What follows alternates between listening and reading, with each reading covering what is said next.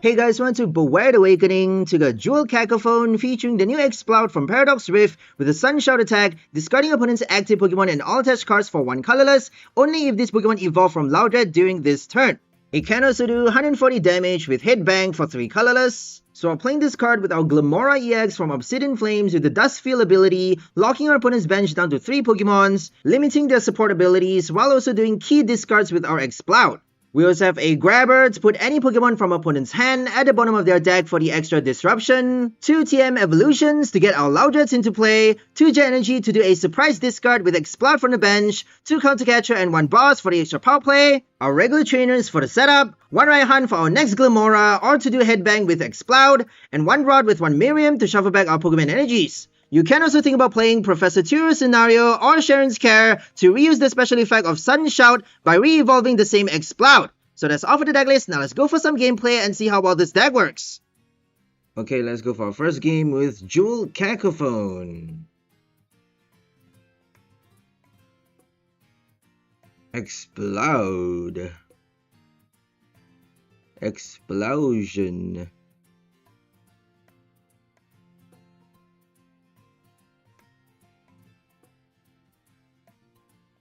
We got Bidoof inactive, Aroma, Switch.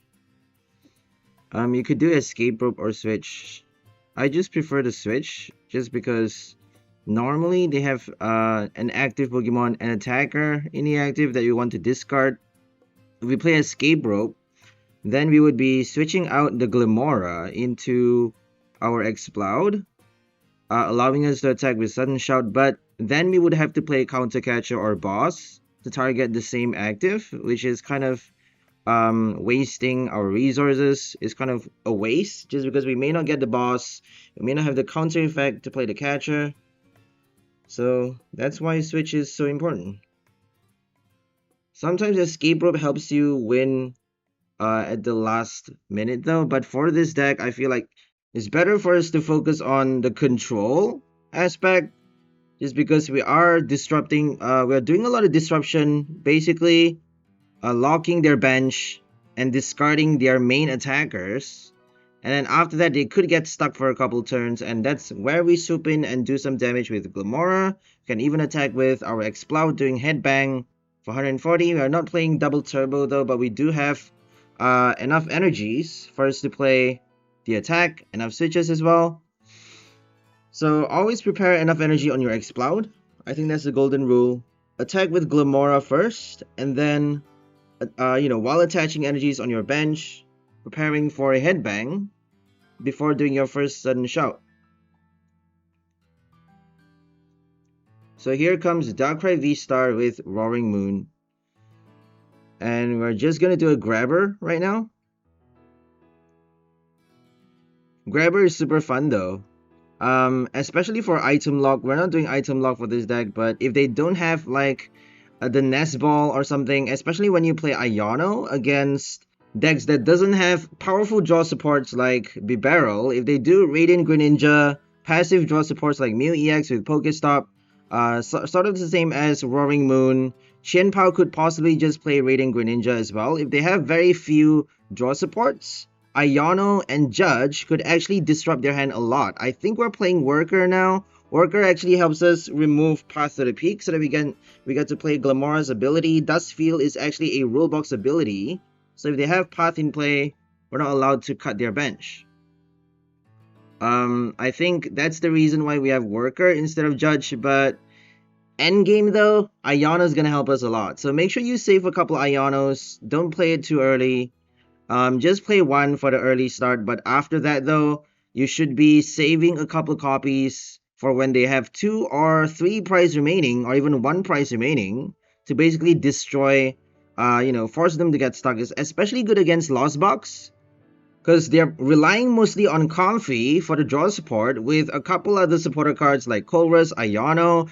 If they play Iono, it's not going to give them a lot of cards, so if you do it at the last second, you can actually destroy their hand and force them to get stuck. So never underestimate a control deck, right? That one simple Iono at the right time can really screw you over. That's the thing about this game. If you play the boss at the right time, I mean, you have no idea how many times that happened to me. Like, my opponent keep getting just the right cards in their hand. It's either they have really good consistency or just enough bosses and PAL pads to simply get the right cards magically at the right time, or they're just super lucky. I feel like they're super lucky. Maybe there's some witchcraft or something involved, something in the dark web where they manipulate the RNG. I don't know. I don't know, guys. It honestly feels very off that meta decks never get a bad hand. They never get stuck with a dead hand. They never get you know, it's always smooth sailing. They always somehow happen to have just the right cards in their hand, which is just super annoying, yo. There are decks that are built so well that there's literally no possible way that you can... It's basically airtight, right? There's no way you can be left with no resources, nothing that you can do on the turn.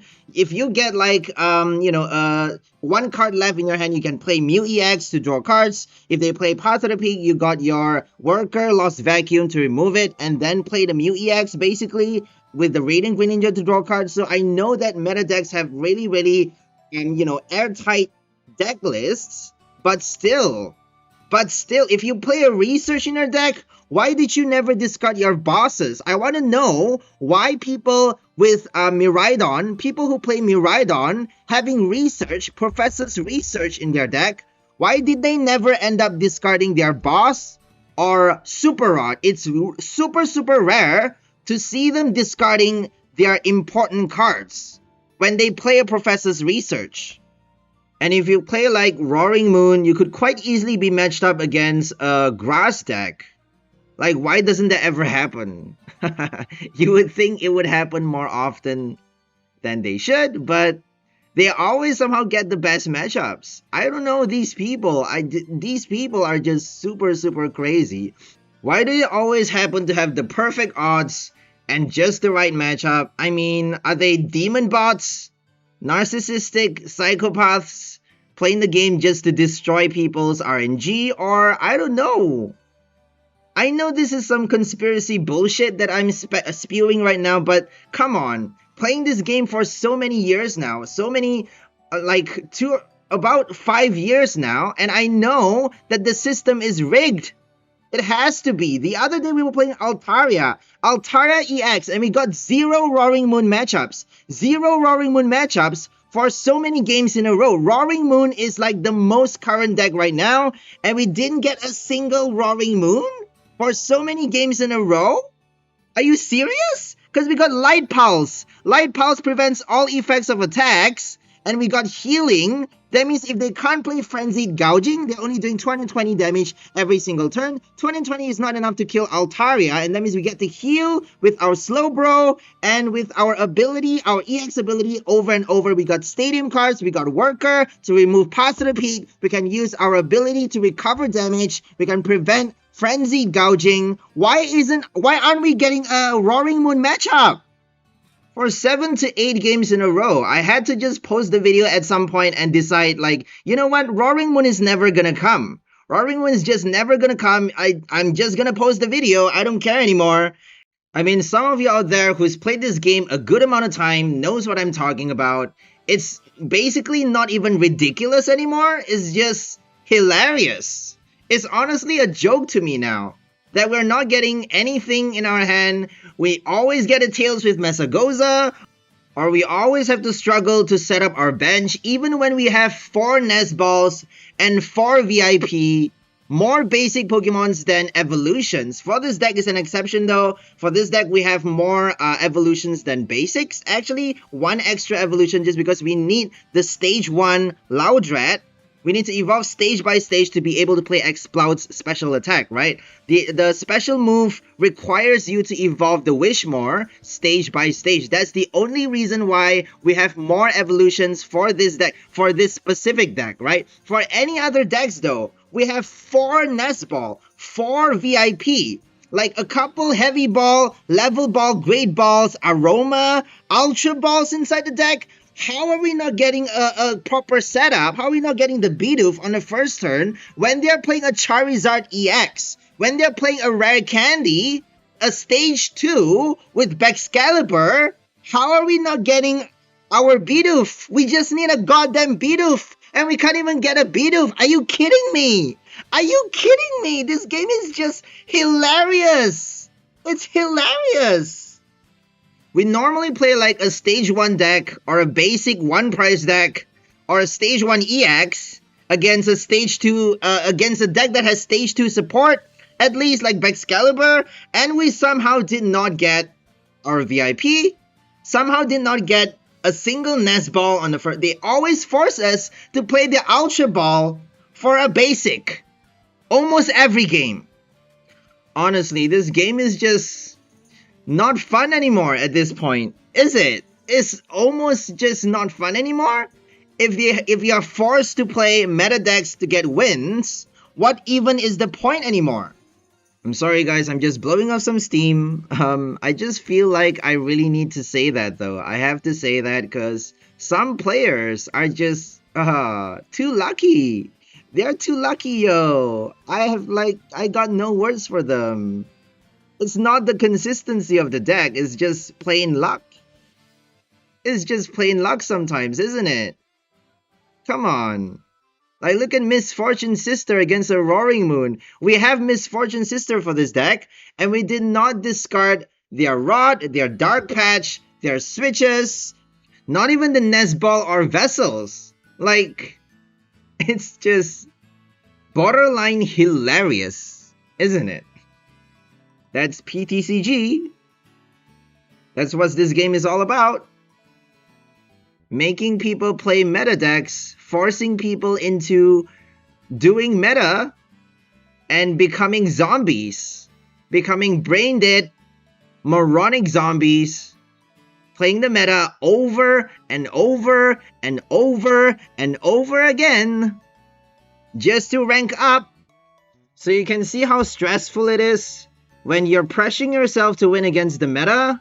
Almost every deck that you build has to be up par, otherwise what's the point, right? We're trying to fight the system, and the system right now is airtight as F. It's airtight like crazy, and I don't know what to say. They're playing a pure basic deck.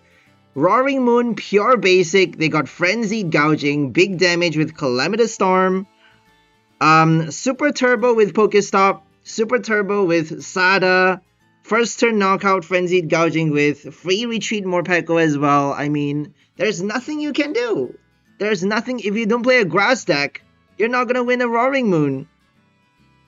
It's almost impossible. It's almost impossible. And yet we still managed to win the last game. Just want you guys to know that it's not easy. You guys think it's easy. It is not easy.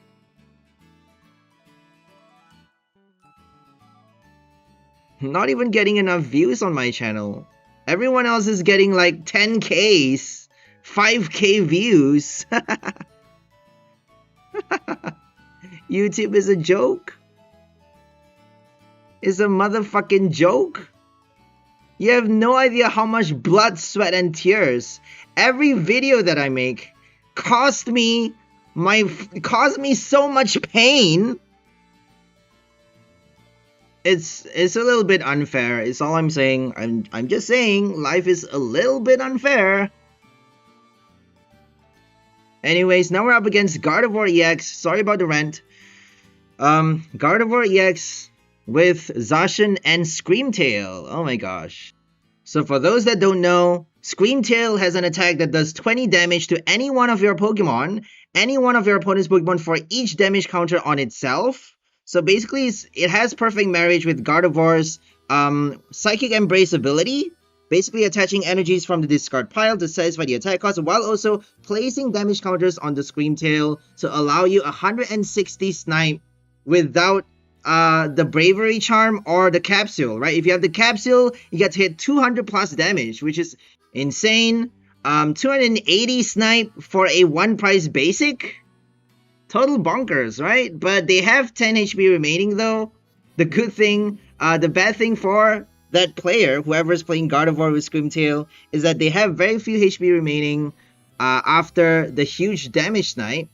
And that means, you know, Iron Valiant or any damage counter deck, any decks that play, you know, even 𝑽𝒊𝒐𝒍𝒆𝒕, we got just flying entry to kill the Screamtail on a bench, while taking another knockout in the active with a boss. Counter catcher, you obviously don't have the counter anymore if you take out the Screamtail. So you gotta basically play the counter catcher or escape rope first before benching your 𝑽𝒊𝒐𝒍𝒆𝒕, right? Or doing the Radiant Alakazam.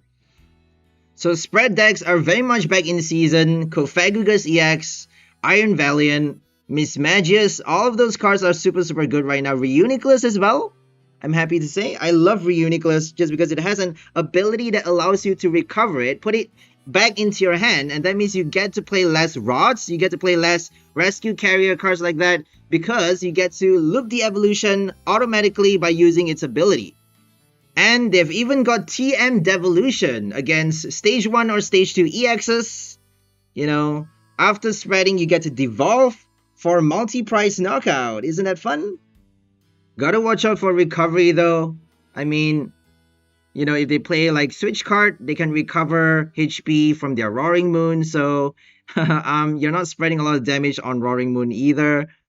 So there needs to be enough counters, right? If you play like spread deck, you better be playing a Mimikyu. If you spread without the Lost Origin Mimikyu, your deck won't be good enough against the current meta.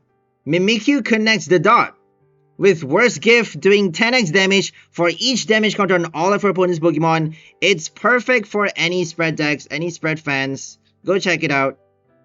I mean, there are some YouTubers building decks. I don't want to say their name, but they have a spread deck that doesn't include Mimikyu. Like, I'm like, are you serious? How are you going to survive against the meta? How are you going to survive against Roaring Moon if you don't have a proper counter? Come on now. If you're a good player, you should not just be thinking about the MVP of the deck. You should be having tech cards as well, obviously, to counter any of your weaknesses, any of your, you know, vulnerability. Like if you do a 1 price deck, how do you counter Iron Hands? If you play EX deck, how do you counter Path to the Peak? If you play Roblox abilities, you know, stuff like that. But anyways, I'm probably going off at a tangent again. Let's just come back to the game. We got Glimmora in the active, doing Poisonous Gem, while slowly evolving our Loudred on the bench. So I'm not sure if the TM evolution is really that good a fit for this deck anymore. Just because if we don't have the energy attached to the active, we can't play the evolution attack. We can't use the TM. If we don't have our Glimmet in the active, and if we want to play the evolution effect, we can't actually prepare our Glimmet on the bench to attack with Glimmora on the next turn. So we don't have enough energies, we can't attack, and we have to pass 1 turn not doing anything. So I'm not sure if the TM is a good fit for this deck anymore. I feel like we should just do more Aromas, Larry, more items to evolve our Loudred on the bench. So we should basically slowly evolve while attacking with the Glimmora in the active, just because we don't really need to be worried about the evolution that much. We should be focusing on attacking and locking their bench from the start, and then slowly discarding at the right time, right? We don't really need to evolve that early. If Jet Energy works though, if Jet Energy works for Glimmora, then it would be a whole different story, right? If we have Jet on the Glimmet on the bench, we could actually use TM with the Glimmet using our Jet Energy to push it into the active, and then play the evolution on our Loudred, evolve into Glimmora EX on the next turn, attach a Fighting Energy to do Poisonous Gem. But unfortunately, Poisonous Gem requires 2 fighting, not 1 fighting and 1 colorless. That's the tricky thing about EXs right now, is that they need specific energies. Like Frostlass EX requires 2 water. All the EXs really. Charizard EX requires 2 fire, Chien-Pao requires 2 water. Like most of the Pokemon EXs right now, if not all, no longer has colorless costs, and that is really annoying. That makes the game a lot harder to play. I'm not sure if that's the intention of the creators, it's not fun anymore. Like, if we had the colorless, we would be able to do so much more. We would be able to make use of gift energy, you know, treasure energy, so many of those energies. Like, even medical, the new cards, therapy, why aren't we allowed to use that? Why aren't we allowed to use those colorless effects? Reversal is only one colorless if you have it attached to your EX. If colorless cards are a lot more common to EXs, then we actually get to play reversal for a secondary one price attacker to possibly turn the tables just when we need to, right? That would have opened up doors to so much more possibilities, which I'm sure is the developer's intention, to close those doors. They want you to have no imagination, no creativity whatsoever, and just play dumb meta decks. Just do meta and be a bot. Be a zombie. Don't develop critical thinking. Don't have personal identity. None of that. Just follow everyone else and do a meta deck. Then you'll get a lot of wins. That's all people are concerned of, right? Getting wins. Yay! Ranking up. Winning the game with a deck that you can't even call your own. Wow! How great you must be. How great you must be. Anyways, let's get back to the game.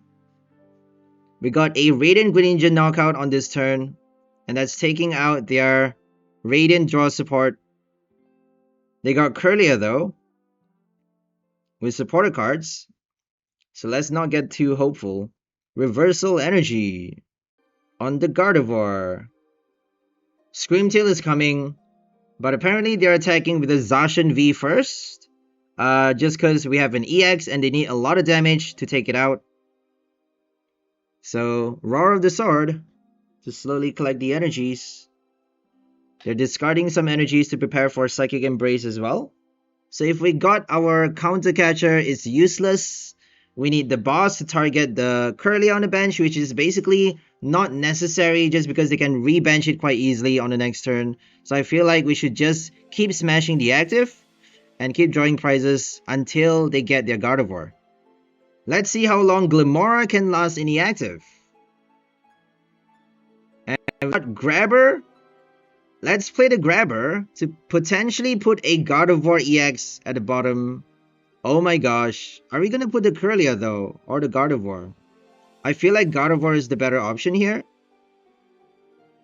Because if they play Ultra Ball, at least they're forced to discard cards from their hand. If they play Aroma, they're forced to flip the coin. It's not easy to get back the Gardevoir, is it? Item Lock with Grabber is the perfect combo. It's just combo made in heaven. You would think Grabber is useless, but wait till you play against an Item Lock with that card. Then you're never getting your... That's the reason why we have supporter cards now. We have Larry, Bill's Transfer, and the students in Sinnoh or something. Students of Paldea, not Sinnoh, obviously. Students of Paldea from the next set that allows you to search for a number of Pokemon from your deck equal to the number of Students of Paldea in your discard pile plus 1. Right? If you play the first one, obviously you get to search for 1 Pokemon. And then if you play the next one, you get to search for 2 Pokemon. And so on and so forth. So supporter cards to search for Pokemon makes sense, I guess, against an Item Lock control box matchup. But I feel like you should only ever be playing 1 or 2 copies of those supporter cards, just because it would really screw up the consistency of your deck if you have any more than 2. Right? If you play like 4 Students of Paldea in your deck, I mean, how are you going to get your Iono? How are you going to be able to draw cards? It would be ridiculous almost. Unless if you have like proper draw engine Bibarel, but still, like, come on. I don't know, it could be fun though. It could be fun to have 4 Students of Paldea and sort of make the list work around having Pokemon's ability and, you know, effects of attacks to draw cards rather than relying on those supporter cards. I mean, anything is possible, right? So now they have only 1 Gardevoir EX in play, a Ralts and a Zacian. It looks like they're getting pretty stuck right here. They got The Screamtail, there we go. Oh, they just need to retreat though, because Psychic Embrace is going to give them the snipe. Which Pokemon are they going to target? With Roaring Scream. Ooh, that attack sounds scary. Brutal. Ancient Gardevoir. How about that? No Capsule though. Capsule doesn't work on any other Pokemon though, so I feel like the better move would be Bravery Charm, because you can also play for Zacian for the extra health. The Capsule gives you immunity against special conditions though, so if they play Poison Effect, Paralysis, Confusion, you get to deny all of that as long as you have that tool card attached. Isn't that cool? And it has plus 10 more HP obviously. So you gotta do 280 damage with Roaring Scream instead of the regular 260 with your Bravery Charm. 50 HP would mean 13 damage counters, right? 260. So we got our Jet Energy, but are we actually gonna play it on the Whismur? Oh, we just need 10 damage though. So here comes Push Down for the knockout. And we're saving Glimmora on the bench for a rainy day. They could just get another Screamtail and snipe the Glimmora for the knockout though on the next turn, but let's hope they don't do that. They got one card left in their hand. Fingers crossed, all goes well. We have Boss, Judge, and Exploud.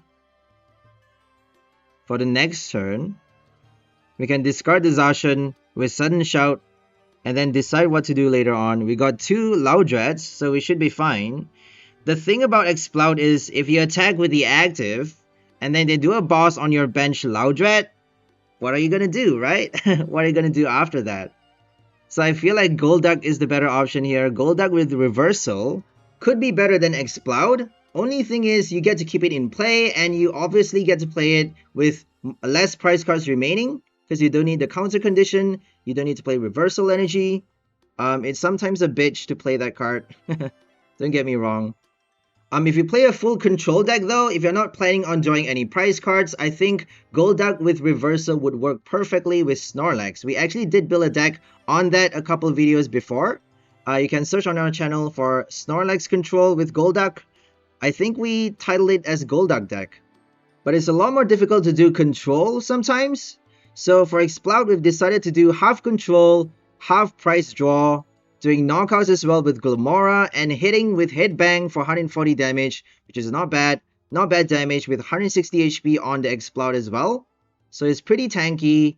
We can possibly do one hit with the Exploud, couple hits with the Glimmora, lock them by discarding their key attackers, knocking out their key attackers, and force them to get stuck for a couple turns, while slowly collecting extra prizes with Poisonous Gem. So that's basically our game plan for this deck. If you guys don't already know. So apparently they're getting a little bit stuck right now. Maybe not. Are they gonna get the next Screamtail? Just waiting for them to get their cards. We got our TM and Countercatcher in our hand. Countercatcher is useless for this game because we got our first prize so early. And now we're down to one prize remaining. There's no chance we're going to be able to play that item anymore, because our opponent needs to have 0 prize remaining for us to be able to play Countercatcher. And if they have 0 prize remaining, they win the game. Obviously. Okay, here comes the Zacian though. Are we going to play Sudden Shout to discard the Zacian? I think that's the right move here, because we can't kill it with one hit. Might as well just discard the Zacian. If we do some damage with Poisonous Gem though, we can finish off the Zacian with Headbang or the Glimmora, the same Glimmora, with the boss at the last minute. The thing about Glimmora is that you could actually end up helping them with your ability by giving them the discard. They can actually choose to discard the Zacian, right? So I don't think the right move right now would be to target the Zacian. I feel like we should just discard it and draw the last prize by doing a boss on the Greninja or something else. They're probably going to evolve the one prize Gardevoir on the bench with the Ralts. I don't think they're going to do a second Gardevoir EX. I don't think that makes sense. So we could boss the other one. Because we just need 140 damage though. We got 140 with either Exploud or Glimmora. We just need to prepare the energy on our next Exploud. So if we can get an energy...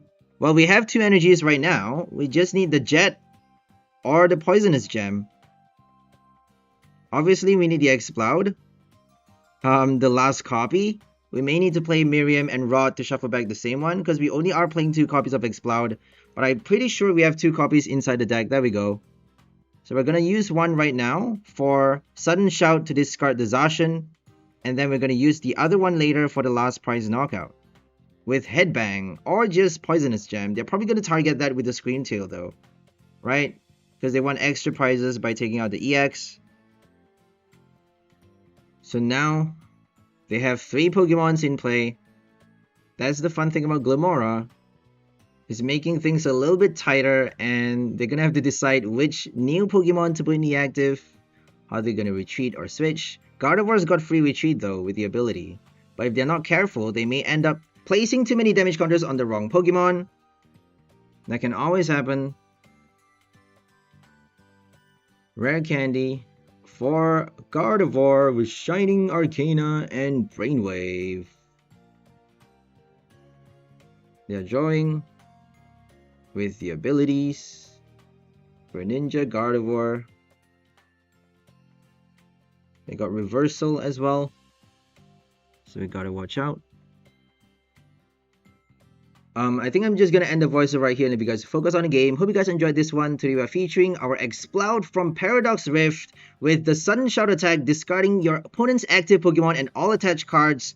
If you evolve from Loudred during this turn, if you don't evolve from Loudred, this attack does nothing, unfortunately. And you could actually play Professor Turo with it or Sharon's Care, but we decided to just add Boss and extra Boss instead, just because we have Glimmora for the extra control, locking their bench down to 3 Pokemons, and we actually get to attack with Poisonous Gem and Headbang for the knockout, collecting prizes for the win while doing a lock and control strategy. So that's all for this video. Hope you guys enjoyed it. We'll see you next time. Have a great day, and bye from the people. Enjoy life!